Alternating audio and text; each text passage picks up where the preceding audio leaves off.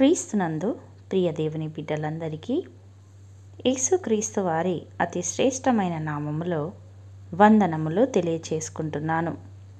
నేటి దిన ధ్యానాంశము యోహాను సువార్త 5వ అధ్యాయము 2 నుండి 9 వచనములు.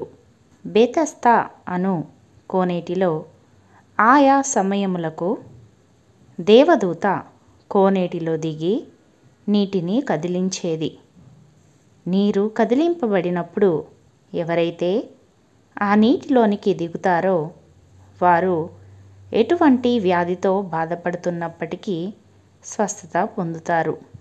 అయితే అక్కడ 38 సంవత్సరాల నుండి వ్యాధి గల ఒక మనుష్యుడు బాధపడుతూ ఒక అవకాశము కొరకు ఎదురు చూస్తున్నాడు. కోనేటిలోనికి దిగే అవకాశము అతనికి ఎప్పుడూ రాలేదు, స్వస్థత పొందలేదు.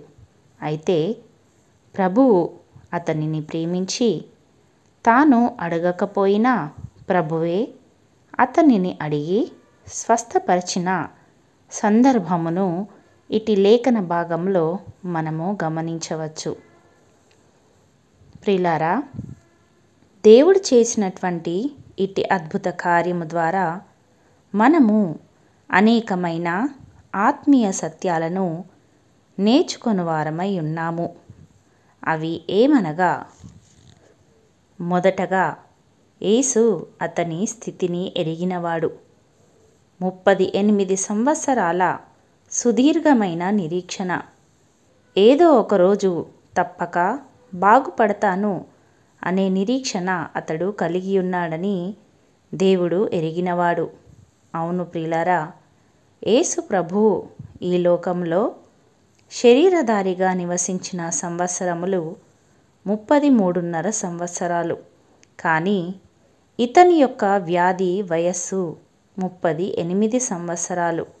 అంటే ప్రభువు వయస్సు కంటే ఇతని వ్యాధి వయస్సు ఎక్కువ.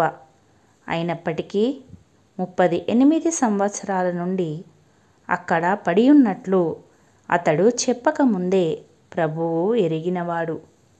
అవును ప్రియులారా, మన ప్రభువు మన స్థితిని చూచేవాడు.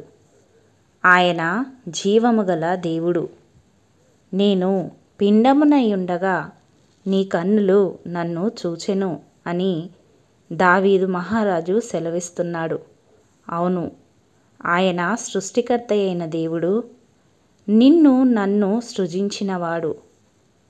మంటపములో సుదీర్ఘకాలము ఆ వ్యక్తి యొక్క శ్రమను దేవుడు చూచాడు.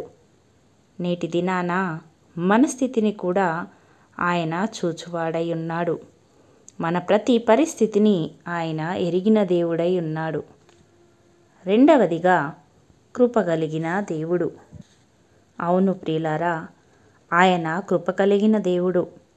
38 సంవత్సరాల అతని స్థితిని చూచిన ప్రభువు, అతని స్థితిని ఎరిగిన ప్రభువు, ఆయనే అతని దగ్గరకు వచ్చి ఆయనే అడిగి సంపూర్ణమైన స్వస్థతను అతనికి దయచేసినాడు.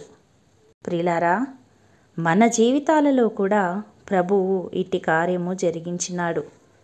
సుదీర్ఘకాలము పాపము చేత బంధింపబడి విడిపించేవారు లేక మృత్యుకోరల్లో కొట్టుమిట్టాడుతున్న మనలను, నశించిపోతున్న మనలను రక్షించటానికి ఆయనే మనలను వెతుక్కుంటూ ఈ లోకానికి వచ్చారు. ఎంత గొప్పటి ప్రేమ ఆయనది! ఆయన ప్రేమ అద్వితీయమైనది.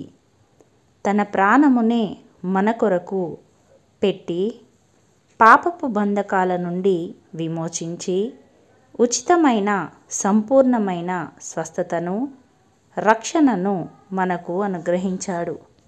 మూడవదిగా, యేసు మాటలో స్వస్థత. అవును ప్రియులారా, కేవలము ఒక్క మాట, లేచి నీ పరిపెత్తుకొని నడువుము అనగానే నిస్సత్తువుగా ఉన్నవాడు సహితము తన పరిపెత్తుకొని నడిచినట్లుగా మనము చూస్తున్నాము. అవును ప్రియులారా, ఎట్టి వ్యాధి అయినా సరే నయం చేసే ప్రభావము యేసు మాటలో ఉంది. యేసు అతడిని లేచి నడువుమని సెలవిచ్చినప్పుడు లేచి నడిచే శక్తి కూడా ప్రభువే ఇస్తాడు. కాబట్టి ప్రియులారా, ఎట్టి వ్యాధి అయినను ఎట్టి బంధకమైనను ఆయన యందు నిరీక్షించిన వారమైతే ఆయన మనలను చూచే దేవుడు, మన స్థితిని ఎరిగినవాడు, మనలను స్వస్థపరిచే దేవుడు. గనుక ఆయనను ఆశ్రయిద్దాము, మేలులను పొందుకుందాము.